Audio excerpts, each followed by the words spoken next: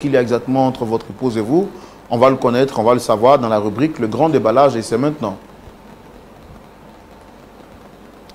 Alors, M. Massime Legrand, vous me dites que depuis 6 mois, vous avez un problème qui s'est accentué entre vous et votre épouse, votre très chère épouse. Oui. Qu'y a-t-il exactement?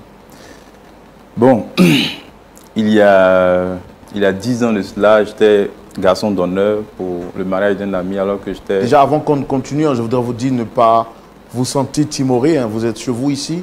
Donc, sentez-vous à l'aise de vous exprimer comme vous avez envie de le faire. Il y a pas de parce souci. que c'est votre maison. Voilà, quoi qu'il arrive, j'ai oublié peut-être de le faire. Je suis Roland, puisque vous connaissez l'émission.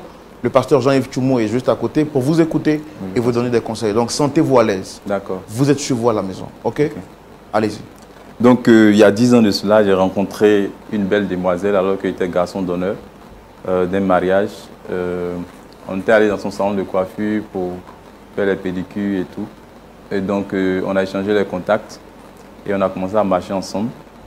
Bon, quelques années après, nous nous sommes mariés, même s'il y a eu quelques difficultés qui ont pu être réglées au fil du temps. Ces difficultés étaient dues à mes parents qui ne voulaient pas que je l'épouse. Pourquoi? Parce que je suis interprète bilingue, surtout je suis spécialisé en anglais, traduction anglais-française.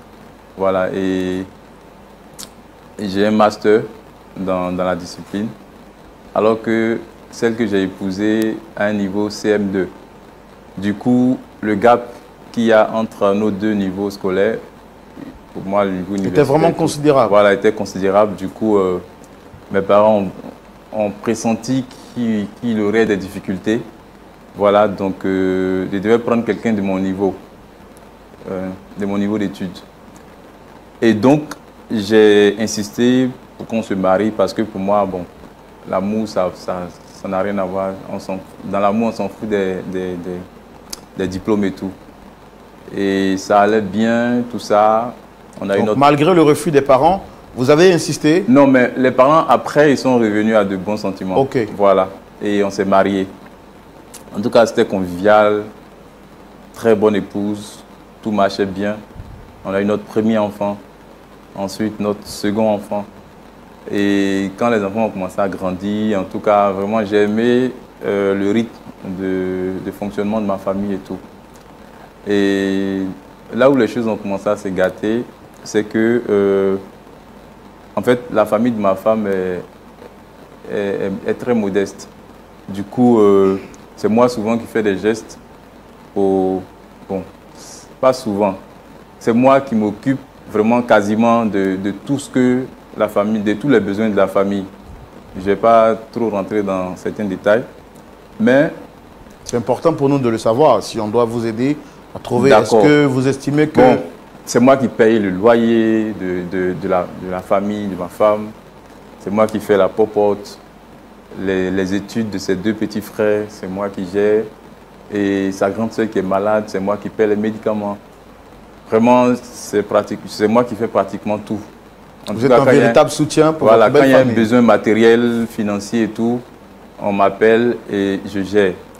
Mais étant salarié, vous savez, ce n'est pas toujours évident, voilà, d'avoir des moyens pour pouvoir subvenir aux besoins et de ma famille et de la famille de ma femme. Vous le faisiez de votre propre gré, par amour, ou c'était par contrainte? Non, pas par contrainte.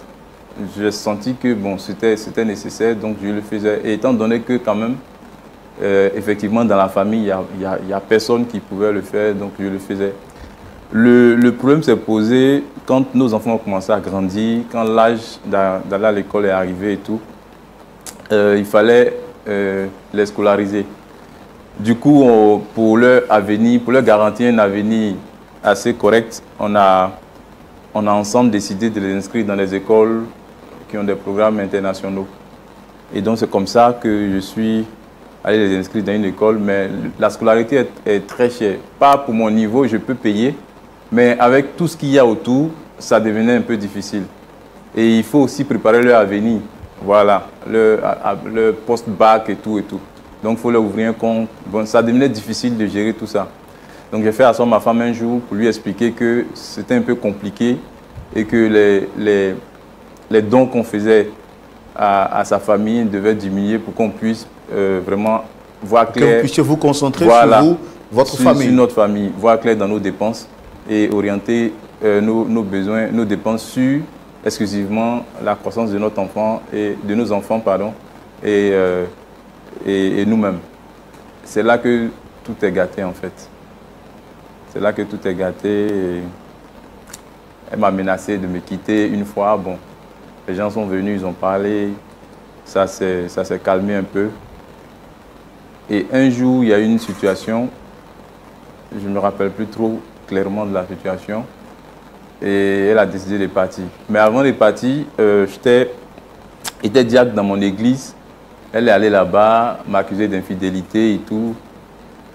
Donc le pasteur m'a mis d'abord sous discipline, après il m'a démis de ma fonction de diacre. Elle allait dans mon travail, rencontrer mon patron pour lui dire que j'étais un peu indigne, qui était irresponsable, qui découchait, qui faisait des choses. Et la conséquence de ça, c'est que j'étais promu pour être le nouveau directeur du cabinet qui avait ouvert dans un pays de l'Afrique de l'Ouest. Voilà, et le patron a vu que c'était un peu bizarre. Si mon comportement est assez bizarre, il ne sait pas s'il me détache, qu'est-ce que ça va causer. Alors que jusque-là, lui et moi, nos relations étaient assez intéressantes, conviviales. Donc ça fait que j'ai plus la promotion, donc je suis resté. Mais là, le souci que j'ai, c'est que cette situation de séparation me met très mal à l'aise parce que mes enfants sont là, ils sont seuls. Je suis obligé de prendre quelqu'un pour s'occuper d'eux et tout. Et c'est vraiment compliqué. Donc, je viens sur ce plateau pour solliciter l'aide de cette émission afin de trouver une solution. Qu'est-ce qu'elle vous reproche exactement, votre épouse? Elle veut que je puisse garder le rythme, le même rythme. Non, moi je ne comprends pas. Essayez de m'expliquer clairement. C'est-à-dire, tout ce que je faisais pour sa famille ne doit pas être touché. C'est-à-dire, je dois faire ça. Tout ce qui est cité tout à l'heure et plus, je dois faire chaque fois qu'elle demande. Et ce n'est pas des petites sommes en tout cas. Et c'est la raison pour laquelle elle a quitté la maison? Oui, c'est ça. Et quand elle a quitté la maison, vous n'avez pas tenté d'échanger avec elle pour qu'elle revienne? Elle ne prend plus mes appels et quand je passe par d'autres personnes, si c'est ce problème, elle n'écoute pas. Et votre femme, qu'est-ce qu'elle fait comme activité? Elle était coiffeuse et quand les enfants ont commencé à grandir, bon, on a parlé ensemble pour qu'elle puisse venir à la maison ou rester à la maison parce que son travail lui prend beaucoup de temps. Et comme vous savez, on est à Abidjan, c'est... Essayez de parler plus fort, j'ai du mal à vous entendre. J'ai dit qu'elle était coiffeuse. Et quand les enfants ont commencé à grandir, on a parlé ensemble à cause du temps qu'elle n'avait pratiquement pas. Quand elle rentrait, elle était fatiguée et tout, pour qu'elle reste à la maison pour pouvoir s'occuper des enfants. Donc, elle est femme au foyer. Sur votre demande, bien sûr? Non, c'est une demande consentante.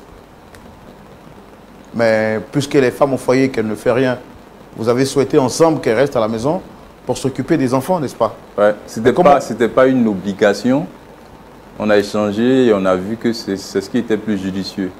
Et elle-même pour son état de santé, parce que vraiment un salon de coiffure, ça l'épuisait beaucoup. Voilà, ça l'épuisait. Mais comment comprenez-vous sa situation, en fait, sa posture? Puisque pour elle, c'est parce qu'elle ne travaille pas qu'elle vous demande de vous occuper de sa famille. J'ai dit, depuis qu'on s'est rencontrés, c'est moi qui m'occupe de sa famille. C'est pas... Depuis qu'on s'est rencontrés, elle travaillait. Mais c'est moi qui m'occupais de sa famille. Et là, aujourd'hui, parce que vous souhaitez réduire vos dépenses... Pour me concentrer sur exclusivement la croissance de nos enfants. Elle ne l'a pas accepté. D'accord. Merci. Pasteur Tchoumou, oui. Voici l'histoire. Vous la comprenez? Oui, bien. Alors, monsieur Maxime Legrand, venu sur ce plateau, nous fait comprendre qu'il a rencontré une belle jeune dame depuis sa tendre jeunesse avec qui il a grandi. Par amour pour elle, il s'est marié avec elle. Lui ayant un niveau supérieur, master, et la jeune dame en question en tant que titulaire d'un CP, c'est ça? Vous avez dit, c'est ça? Niveau CM2. Niveau CM2. Donc, il décide de rester avec elle quand même, quand bien même les parents s'y sont opposés. Mais aujourd'hui, la femme ne travaille pas, ne fait pas grande chose, et elle oblige son mari à prendre soin d'elle, mais également de sa famille.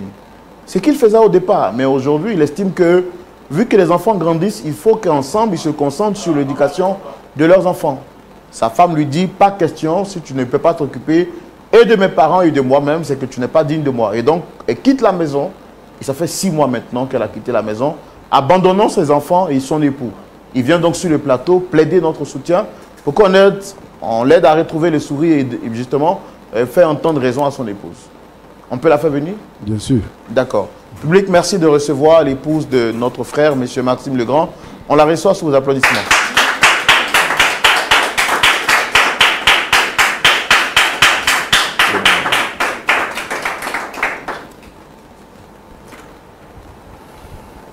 Soyez les bienvenus, madame. Merci. Shalom, vous allez bien? Oui, ça va. D'accord. Si je ne me trompe, vous êtes dame... Judith. Dame Judith. D'accord. En tout cas, merci de répondre à notre appel, notre invitation. Je suis Roland Sombo, présentateur de l'émission. Juste à côté, vous avez le pasteur Jean-Yves Tchoumou. Et avec nous sur le plateau, M. Maxime Legrand. Je demande tous les jours, hein, toutes les fois, quand les gens viennent sur le plateau, est-ce que les personnes qui les ont invités, est-ce que vous les reconnaissez, oui, pas, oui ou pas? Est-ce que vous reconnaissez M. Maxime Legrand sur le plateau? Bien évidemment, c'est mon époux. Votre époux? Oui. Ça fait combien de temps que vous êtes mariés? 10 ans. Et tout va bien entre vous? Oh, bien sûr. Tout va bien. Comment ça, tout va bien? Je ne comprends pas pourquoi il est ici aujourd'hui. Ce matin, quand il partait, il m'a dit qu'il partait au travail. Je ne sais pas pourquoi il est ici. Mais c'est faux ce qu'elle dit. Mais comment ça, tout va bien? Chérie, tu ne vas ça pas fait faire 6 mois, ça. Ça fait 6 mois que tu as quitté le foyer. Ça fait 6 mois. On ne va pas transporter nos problèmes sur... si, on va les transporter ici parce qu'ils sont devenus très graves et insupportables. Chérie, arrête ça. Ça veut dire quoi ça? Ça fait 6 mois qu'elle n'est pas à la maison. Tout ne va pas bien. Tout ne va pas bien. Mais, dis-moi, si tout ne va pas bien, c'est parce que tu ne veux pas que tout aille bien. Sinon, je trouve que tout va bien. C'est moi que tu accuses de cette situation? Je ne t'accuse pas. Je ne t'accuse pas. Mais qu'est-ce que tu me reproches? À toi de voir. Bon, Monsieur Roland, il n'y a rien qui va. Franchement, il n'y a rien qui va. Ce qu'elle dit, je ne sais pas pourquoi elle fait ça, mais vraiment, on est dans des problèmes. D'accord. Qu'est-ce que vous lui reprochez, vu qu'elle est là? Qu'est-ce que vous lui reprochez exactement, monsieur? J'ai dit qu'elle revienne à la maison, on va éduquer nos enfants, on va les voir grandir. Et pourquoi est-ce qu'elle est partie de la maison? Pour cette histoire de famille, je lui ai 1000 fois dit que je n'ai pas dit je ne m'occupe pas de sa famille, mais on doit réduire les dépenses de ce côté. C'est tout ce que je lui ai dit. Qu'est-ce que tu appelles dépenses à réduire? Bon, tu vois. Chérie, arrête ça, ok? Tu connais mon point de vue. Je suis prête à retourner à la maison aujourd'hui même, à la sortie d'ici. Oui, à condition que moi je m'occupe de ton village. Je n'ai pas dit mon village. Tu n'as pas dit, mais c'est qui qu'est-ce qui se passe? Quand une de tes tantes, dont toi-même tu n'imagines pas, tu ne te souviens pas des liens familiaux qui vous lient. C'est pas sérieux, ma tante, je ne connais pas les liens familiaux, toi aussi. Mais quand tu as demandé à quelle tante, tu as dit quoi? Pour dire que non, il y a des obsèques dans leur village et tout, que moi je dois m'occuper des bâches et tout, ils ont dispatché les besoins. Ça fait combien? 2 millions. Et tu as donné combien? Et tu as donné combien? Tu as donné combien? Arrête ça, chérie. Nous sommes devant les gens, hein? Arrêtons ça. Alors, madame, c'est vrai qu'on a écouté la version de votre époux. Il serait bien également de connaître votre version des faits. Tout à l'heure, vous avez dit que tout allait bien avec un grand sourire, mais on se rend compte qu'effectivement, le torchon brûle entre vous. Qu'est-ce qu'il y a exactement? Ok. Comme il veut qu'on explique tout, on va tout déballer. Sinon, tout va bien. J'ai rencontré mon mari, j'étais coiffeuse, toute jeune. On s'est mariés. Tout allait bien, je dis bien, tout allait bien. Il s'occupait très bien de moi. Il s'occupait aussi bien de ma famille. Ces derniers je ne sais pas pourquoi mon mari a changé. Je ne sais pas ce qu'il a entendu ou ce qui se passe, mais il a changé. Il y a de cela quelques temps, j'ai mon oncle qui a pris lui sa dot. Quand il est venu faire la dot chez nous, mon oncle qui a pris la dot, sa femme est décédée. Donc, comme d'habitude, mes parents me sollicitent. Je ne travaille pas. Du coup, je sollicite mon mari, ce qui est normal. C'est même pas beaucoup. Je crois 3 millions, 5 ou 3 millions, non, un truc comme ça. Et ça, c'est pas beaucoup. Arrête ça. Et mon mari me dit qu'il n'a pas l'argent. Ce qui m'étonne. Je me tais, je me calme. 2 jours après, il me tend 1,5 million. Sur 3,5 millions demandés, il me tend 1,5 million. Et pour vous, 1,5 million, c'était pas suffisant? Non. Pour 3,5 millions, s'il me donne 1,5 million, il n'a rien fait. Je me calme. Comme ça, ça suffit jamais. Chérie, tu me laisses parler, s'il te plaît, merci. Je me calme. Je prends les 1,5 million, je présente à mes parents. Avec la honte. Je vous dis que j'avais très honte. Parce que depuis que je connais mon mari, c'est la première fois qu'il me met dans une telle situation. J'explique la situation. J'essaie de couvrir un peu les choses et je donne l'argent. On se débrouille, on fait les funérailles. Tout va bien. Quelque temps après, ma cousine, la fille à la tante de ma tante. Bon, disons, quand je dis tante de ma tante, c'est un peu cousin, cousine. Vous voyez, comme ça, donc, ça fait cousine, elle a du mal à expliquer. Dans la famille. Bon, tout ça, c'est la famille. Hein. Oh, mais chérie, tu me laisses parler. Et donc, ma cousine pique une crise. Elle pique une grande crise et elle est hospitalisée. On lui demande de faire l'opération. Ça fait... C'était combien là, chérie? 2 millions. Ah, 2 millions, justement, 2 millions. Il a encore les chiffres. 2 millions. Donc, comme d'habitude, mes parents me sollicitent. Naturellement, je sollicite mon mari. Cette fois-ci, il ne me dit pas qu'il n'a pas d'argent. Hein? Il me sort une phrase. Chérie, tu sais, je ne vais plus continuer à m'occuper de tes parents. Ça suffit là. Je tombe des nues. Parce que depuis que je connais mon mari, depuis 10 ans, on a toujours fonctionné comme ça. Quand même pour 2 millions, c'est rien. Habituellement, il peut donner jusqu'à 10 millions. Hein. Des fois même là, je ne le sollicite pas. Lui-même, il le fait. Donc pour 2 millions, ce sont des miettes. C'est rien ça. Étonnée, chérie, mais qu'est-ce qui se passe? Est-ce que je t'ai fait quelque chose? Je me dis, bon, peut-être qu'il s'est passé un truc entre nous, il n'a pas aimé. Il dit non. Lui, il veut se concentrer sur l'avenir des enfants. Mais attends, le compte est fourni, le compte est garni. On n'a pas de problème. Et, tenez-vous bien, mon mari n'a pas donné un rond jusqu'à ce que ma cousine décède. Ma cousine est décédée. Fâché, je reste dans mon coin. Il m'appelle, il veut causer, je dis non. Donc, je lui ai dit simplement, dans le calme même, pas de bruit, pas de problème. Chérie, moi, je rentre en famille. Tu sais que je ne travaille pas. Mes parents ne sont pas aisés. Mon papa est souffrant, il est à la retraite et tout ça. Vraiment, les choses ne vont pas bien. Bon, tu ne veux plus m'aider, tu ne veux plus gérer ma famille.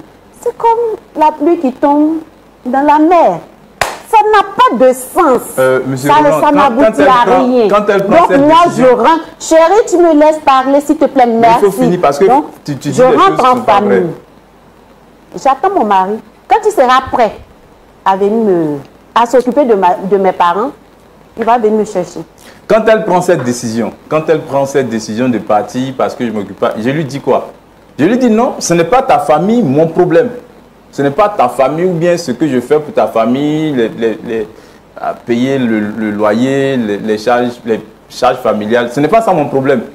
Mais quand tous les membres de ton village sont aptes à m'appeler, ils ont mon numéro, ils m'appellent pour tous les besoins, Si quelqu'un a un problème particulier ici, il m'appelle et ça devient trop... Ce ne sont pas tous les membres de ma niveau, famille, du village. Quand même, ce ne sont pas tous les villageois. Ce sont mes parents. Elle parle du compte qui est gagné. Quel compte est gagné? Quel compte est gagné? Mais tu m'as dit que ton compte est garni, chérie. Et qu'on pouvait vivre jusqu'à... On suppose, elle dit qu'il y a plus de 10 millions dans le compte. Ok. Elle a énuméré combien de problèmes tout à l'heure? Ça fait 5 millions. Et ce genre de problème-là, c'est chaque fois.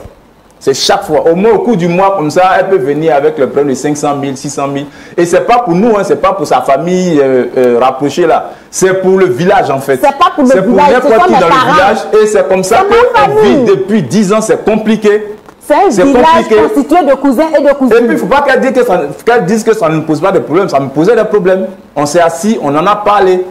Mais elle n'a jamais voulu entendre raison. Je ne trouve pas. J'ai dit, on peut continuer comme ça. On peut continuer comme ça, franchement.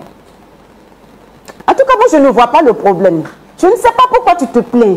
Parce que... Oui, tu ne vois pas le problème parce que ce n'est pas toi qui fais les dépenses. C'est normal.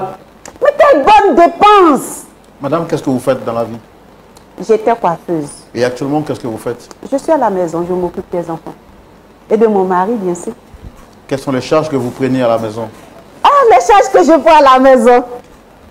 Je me réveille très tôt le matin, aux alentours de 4h30, 5h. Je fais le ménage. Je fais le petit déjeuner pour les enfants et pour mon mari qui doit partir au travail. Très souvent, même, je fais la cuisine pour qu'il parte au travail avec, parce qu'il n'a pas le temps de descendre. D'après lui, comme je ne suis pas au travail avec lui, il n'a pas le temps de descendre pour manger. Et je fais son plat à la maison qu'il emporte. Je dois m'occuper des enfants, les laver, les apprêter et je les accompagne à l'école. Je reviens, je fais leur nourriture de midi. Quand ils viennent, ils doivent manger, je dois les apprêter, ils vont se reposer, se laver et repartir à l'école. Je m'occupe du reste jusqu'à ce qu'ils reviennent, c'est-à-dire faire la cuisine et autres. Mais ce n'est pas une charge, ça. Aussi. Alors, est-ce que au moins... Et tenez-vous bien, j'allais oublier. Le soir, quand il vient, je m'occupe de lui. Et la nuit, je m'occupe aussi de lui. Jusqu'au matin. Ça encore, c'est une charge. Oui, en fait, vous avez l'air de plaisanter, mais votre mari est en train... Je ne plaisante pas, mais votre mari est en train de mettre en évidence les difficultés que votre famille connaisse, que votre famille est en train de traverser. Est-ce que vous avez conscience au moins que ce n'est pas facile pour lui, vu qu'il est le seul à tenir les charges financières de la maison? En fait, il faut recalibrer la définition de famille dans sa tête. Quand il dit les difficultés que votre famille connaît, c'est de quelle famille elle? Parce qu'elle a une définition de famille qui est une région en fait. Je parle de la famille restreinte, voilà. monsieur, je parle madame, de notre famille, nous, toi, moi, nos enfants. Voilà. Moi, pour moi, ma famille, mon mari, mes enfants, mes parents et moi. Ça, c'est ma famille. Non, ça, c'est un clan. Si tu ne tiens pas compte de ma famille, mes parents, alors je ne sais pas ce que je fais avec toi. Bon, les deux enfants que tu as fait, qui s'occupent d'eux? Qui s'occupe? C'est la question. Qui s'occupe d'eux? Est-ce que tu peux accepter? Ça fait des années on te parle, mais tu ne sais pas s'occuper des deux enfants qu'on a fait. Comment ils vont grandir? Comment ils vont vivre? Ma famille, je ne sais pas ce que je fais avec toi. D'ailleurs, j'en ai fini. Est-ce que l'avenir de vos enfants vous intéresse? Bien sûr. Non. Non, ça ne l'intéresse pas. Ça fait 6 mois que ça ne l'intéresse pas. Comment ils vont à l'école? Ça fait 6 mois, je n'appelle pas tous les jours. Tu appelles qui? Ah, mais c'est pas toi que j'appelle. Tu peux pas les appeler. Tu as une nounou qui s'occupe des enfants. Demande-lui si je ne l'appelle pas. Est-ce que tu n'es pas gêné? Moi, je ne me sens pas gênée. Quand j'étais à la maison, tu ne pouvais pas prendre une nounou. D'ailleurs, d'où est venue l'histoire de rester à la maison pour m'occuper des enfants? Tu n'acceptais pas de prendre une nounou. Tu dis que tu ne veux pas manger la nourriture d'une nounou. C'est toi qui as dit mon mari ne doit pas manger dans les mains d'une autre femme. Parce que tu as dit, chaque fois que j'ai fait venir une fille, tu as trouvé que cette fille-là, elle est... Bon, d'ailleurs, c'est pas là le sujet. Je dis qui s'occupe je veux que mon mari mange ma nourriture. D'accord. Mais quand même, tu n'étais pas prêt à payer une nounou parce que tu trouvais toujours de quoi à dire sur les nounous. Mais depuis que je suis partie, il y a une nounou à la maison. Tu manges sa nourriture. Elle n'est pas sale.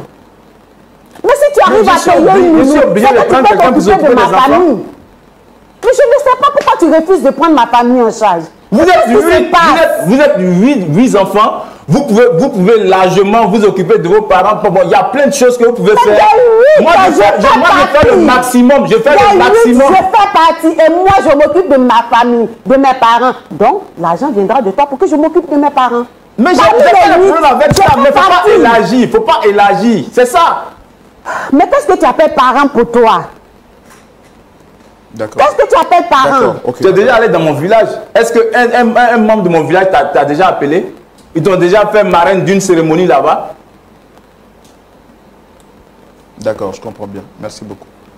Merci beaucoup. En tout cas, j'ai pris plaisir à vous écouter. C'est pas facile de vous écouter, hein, parce que bon, chacun défend sa position.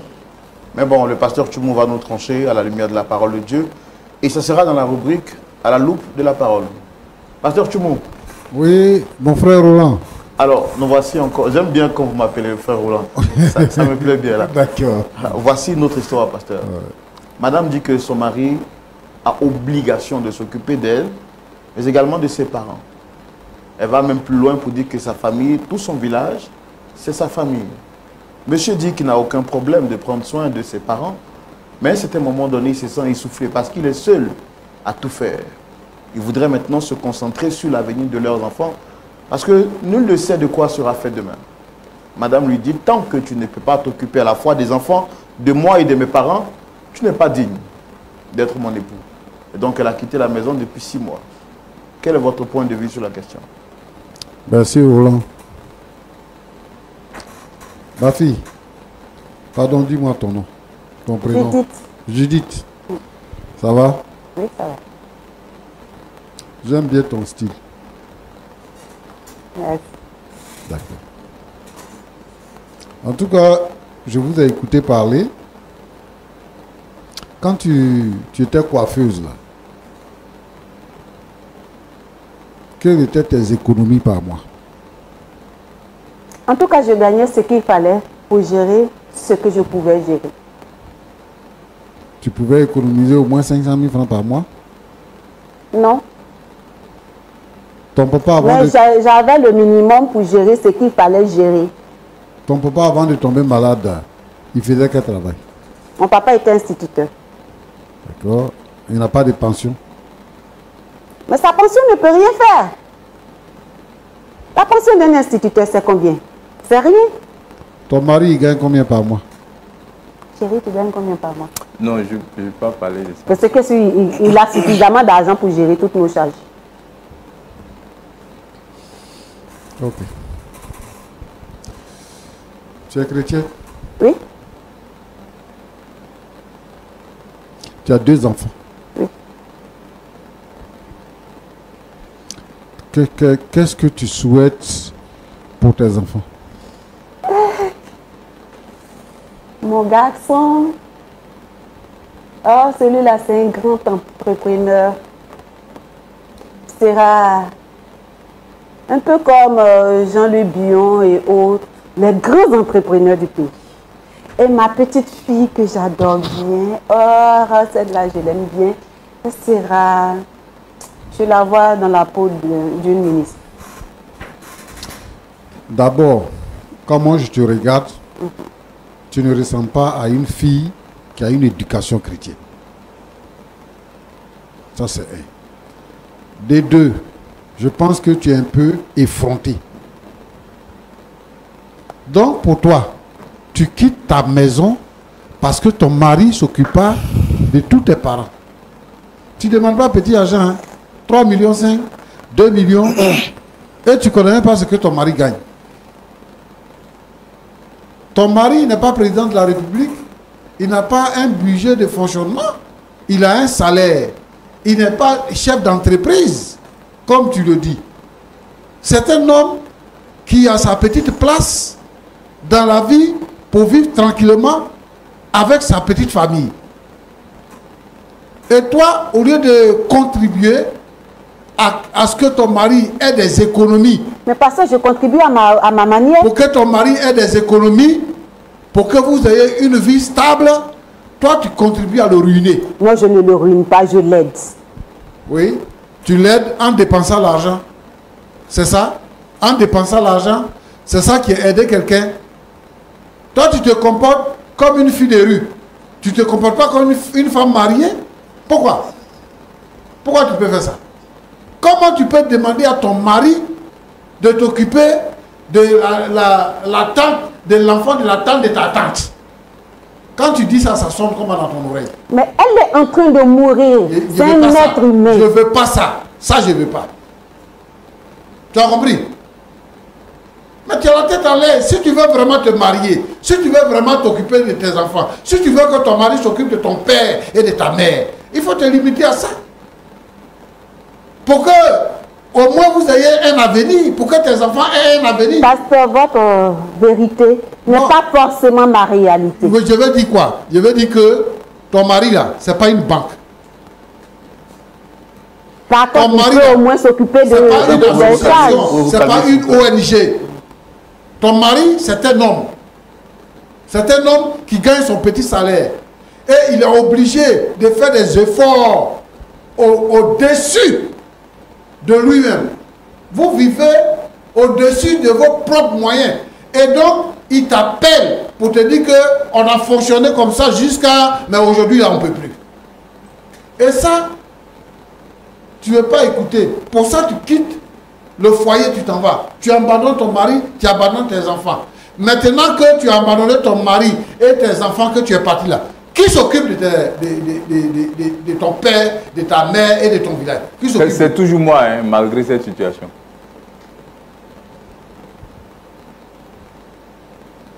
Judith, moi je pense que tu as un problème. Je pense que tu as un problème. Hein. C'est-à-dire que tu te comportes, comme on dit ici en Côte d'Ivoire, là, tu te comportes comme une kisa. Parce qu'elle n'a rien à perdre. Elle vient, c'est comme ça qu'elle vit. Elle gagne son argent. Mais pendant que ton mari est vivant et qu'il peut encore gagner de l'argent, si toi-même, tu ne prends pas la peine de voir ce que tu peux faire avec ton mari pour économiser, pour avoir des réalisations, tu seras perdante. Tu penses que si ton mari déjà des réalisations et de l'économie. Tu penses que si ton mari il meurt, il y a quelqu'un qui va s'occuper de toi? Tu penses qu'il y a quelqu'un qui va s'occuper de toi? La famille existe et puis toi tu es né dedans. Et puis toi-même là, coiffure là on connaît. Quand les femmes qui font coiffure on connaît, elles gagnent combien? Moi je pensais que tu allais dire à ton mari, fais 2, 3, 4 salons de coiffure où tu vas mettre des gérants et puis les gens vont gérer les salons de coiffure pour que ça puisse vous rapporter. Dis à ton mari, achète des taxis, fais ceci et cela, achète des terrains, fais ceci et cela. Moi je pensais que... Parce que nous avons des terrains. Madame, pouvez-vous vous calmer, madame? Je suis calme. Je suis calme. On ne va pas vous permettre de manquer de respect au pasteur. Pouvez-vous vous calmer, s'il vous plaît? Je suis calme.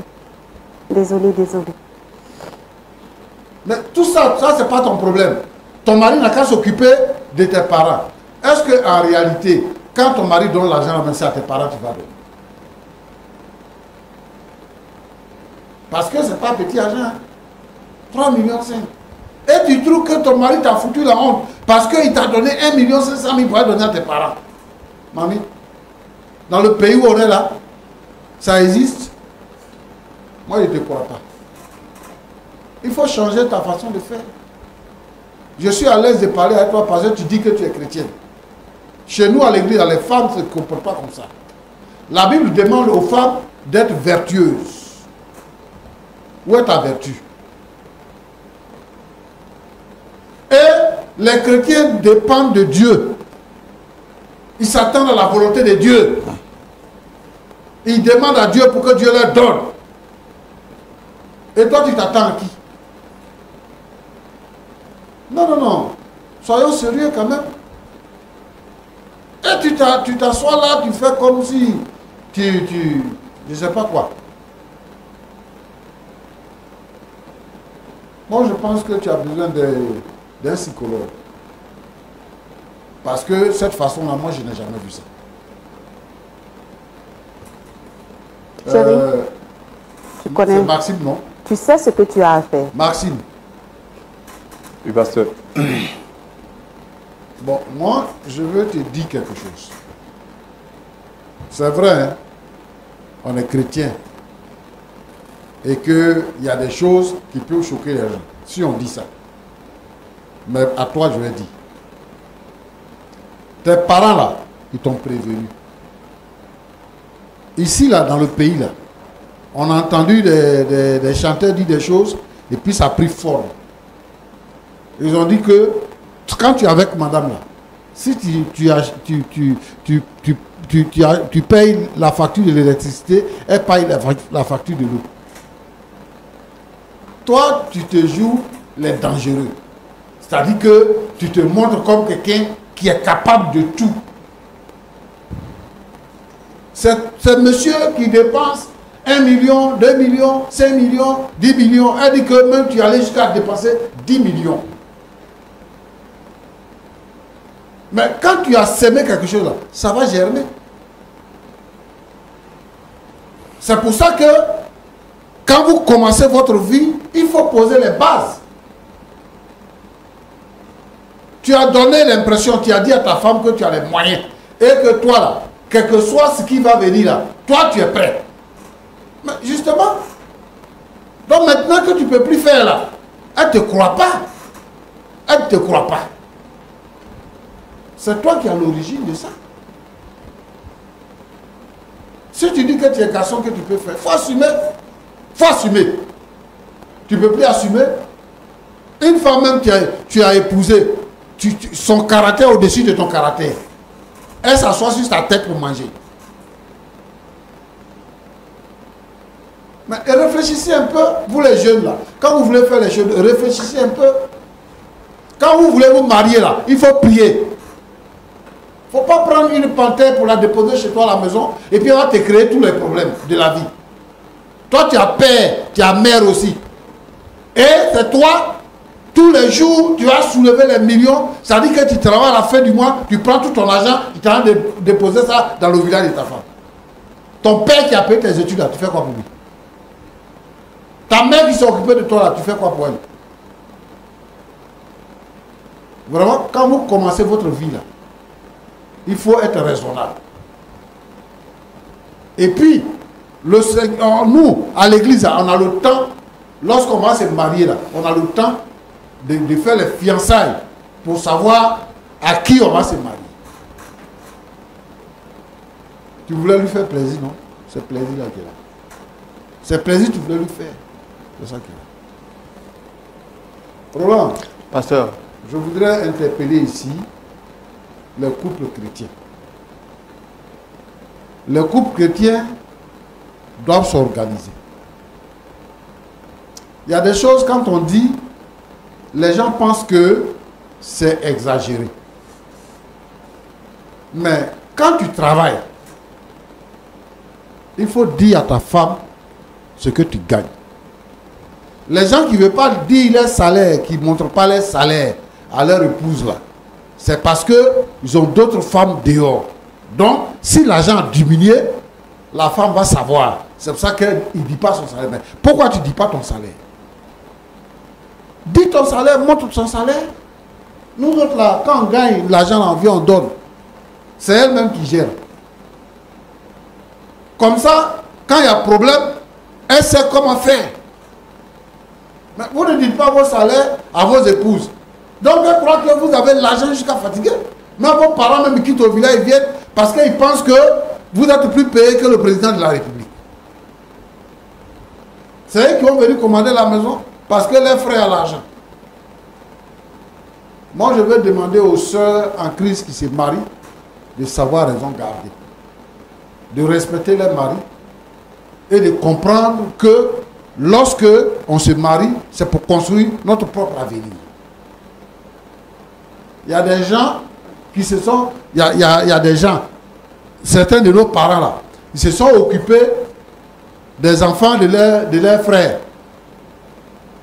Ils ont négligé leurs propres enfants. Ils se sont occupés des enfants de leurs frères.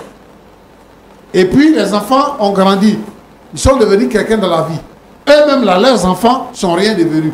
Les enfants dont ils se sont occupés là, ne les regardent plus, ils regardent leurs parents. Et ces enfants sont là, ils sont malheureux. C'est qu'elle est en train de faire là. Si le monsieur, arrivé à un certain moment donné, ne peut plus payer pour les coûts des enfants, ils ne vont rien devenir dans la vie. Mais l'argent qu'elle demande que son mari dépense, il dépense là. Ce n'est pas une économie. C'est de l'argent jeté. Donc, ça ne peut pas produire. Il faut que les chrétiens mettent dans leur mentalité. Vous voyez les autres là, ils ont l'argent, c'est eux qui construisent les maisons, c'est eux qui construisent. Et puis nous, on va louer les maisons là. C'est parce que eux, ils ont pris ça en considération. Les chrétiens ont quand même dans leur tête qu'ils doivent économiser, ils doivent réaliser pour qu'ils soient maîtres d'eux-mêmes. Au lieu de dépenser l'argent dans funérailles. Nous, on aime dépenser l'argent dans funérailles. Funérailles, là, c'est quoi? Quelqu'un, il est vivant, tu n'as rien fait pour lui. Il est mort maintenant, c'est là que tu vas dépenser des millions. Faire des mariages grandioses. Et puis après ça, tu n'as pas l'argent pour manger. Je vais demander aux frères et aux sœurs en Christ, aux jeunes couples et aux couples qui traversent des difficultés à cause de l'argent. L'argent ne doit pas nous diviser. Au contraire, on doit s'entendre, on doit essayer de travailler ensemble pour que notre argent puisse produire. Aujourd'hui, là, les gens font les affaires. Ce n'est pas le salaire seulement qu'ils gagnent. Ils ont des terrains, ils construisent, ils ont des voitures, ils font du transport, ils ont des magasins, et tout ça. Et ça produit, ça permet de développer la famille et de développer l'œuvre de Dieu. Et nous, on a besoin d'argent et vous prenez l'argent pour jeter. Donc, moi, je vais demander à ma fille vraiment de repenser la situation. Elle n'a qu'à repenser la situation. Elle n'a qu'à considérer que ce n'est pas parce que le monsieur ne l'aime pas. Ton mari, là, il t'aime. S'il est venu ici, là, c'est parce qu'il t'aime. Mais il veut que tu comprennes que ses moyens ne suffisent plus pour faire ce que tu demandes. Il peut faire de son mieux. Et c'est lui, la personne qui doit l'aider là, c'est toi. Il peut faire de son mieux. Ah, mon mari, moi, voilà. Il faut expliquer à tes parents que mon mari, il n'a plus l'argent comme avant. Il ne peut plus s'occuper de nous comme il le faisait avant. Donc, ce que tu as là, on ne peut pas te condamner, on ne peut pas te mettre en prison pour ça. On ne peut pas te tuer pour ça. Parce que tu ne donnes plus beaucoup d'argent. Maxime. Merci. Donc, moi, ce que je veux te dire, c'est que ce que tu as pris comme décision, ce n'est pas une mauvaise décision. Le fait de dire qu'on ne peut plus continuer comme ça, ce n'est pas une mauvaise décision. Mais tu connais ta femme. Donc, quand tu vis avec quelqu'un que tu la connais, il faut savoir comment tu parles avec elle. Parce que, pour qu'elle ne travaille plus là, tu dis que vous êtes assis et vous avez parlé. Maintenant, elle dit que toi, quand elle t'a dit qu'elle voulait l'argent, là, 2 millions, là, quand elle t'a dit qu'elle voulait ça, tu n'as rien dit. Et quand vous avez eu l'occasion de parler de ça, tu dis, on ne peut pas continuer comme ça. Fais-la en soi parce que tu la connais. Et puis, dis-lui que, vraiment, pourtant, on ne peut plus faire comme ça. Même si elle te demande l'argent, que cet argent-là, tu ne peux pas lui donner, ce que tu peux lui donner, il faut lui expliquer pourquoi. Sinon, ce n'est pas bien que ta femme soit en famille. Toi-même, tu dis qu'elle est partie en famille, mais toujours tu t'occupes de sa famille. Voilà. Donc, moi, je veux que vous puissiez régler ça. Voilà. Ma fille, il faut comprendre ton mari. C'est parce que vraiment les moyens sont limités. Ce n'est pas parce qu'il ne veut pas faire. Ce n'est pas parce qu'il ne t'aime plus. Ce n'est pas parce que vous êtes arrivé à un certain niveau que lui, il ne veut plus aller. Mais à cause des enfants, il ne peut plus faire ce qu'il faisait avant. Que Dieu vous bénisse. Amen. Amen. Merci beaucoup, Pasteur Tchoumou. Merci pour ces sages conseils. Nous sommes pratiquement à la fin de notre entretien. Ce que je voudrais relever également sur ce plateau, avant de donner la parole à Dame Judith, vous savez, le travail que nous faisons est un travail difficile. Il n'y a aucun de ceux qui viennent ici, personne ne paye. On vous reçoit parce qu'on veut vous aider. Et quand quelqu'un, vous tendez la main à une personne, que la personne vous reçoit, ayez quand même la gentillesse de bien vous comporter. On ne va pas accepter que vous veniez. On ne va pas accepter que vous veniez sur le plateau et que vous vous mettiez à échanger, à dialoguer avec le pasteur du monde. Il a l'âge d'être notre père, ce n'est pas notre camarade. Et ça, je le dis à l'endroit de Dame Judith.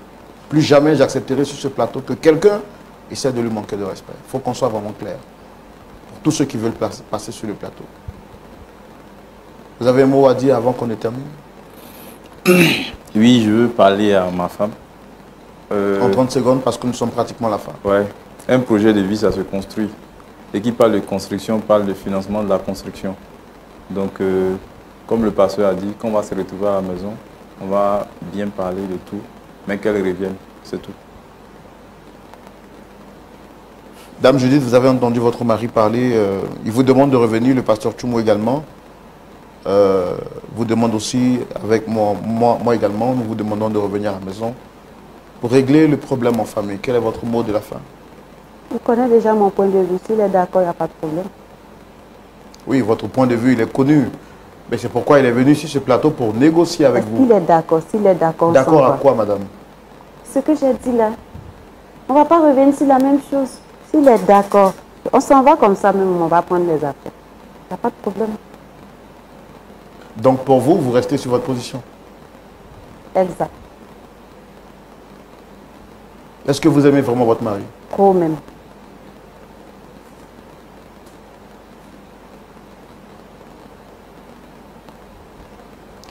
Pasteur Tchoumou, à l'impossible, nul n'est tenu.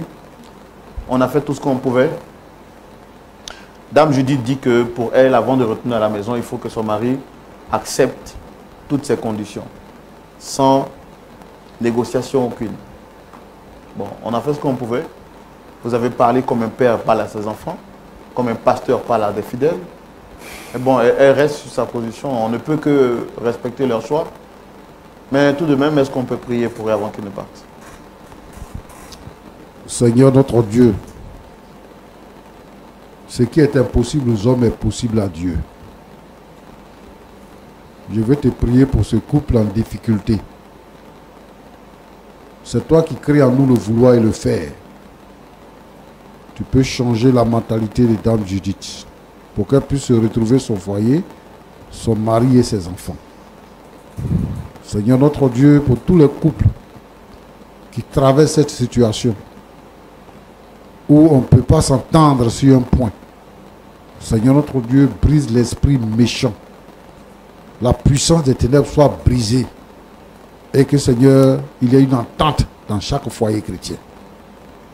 Merci Seigneur au nom de Jésus. Amen. Amen. Amen. Merci à vous très chers amis téléspectateurs de Lumière du Monde Télévision. Pasteur depuis le Bénin, merci d'être venu également. Merci au pasteur Tchoumou, merci à vous aussi d'être venu sur le plateau. Merci. On prie que le Seigneur vous aide à vraiment continuer dans sa foi et dans sa présence.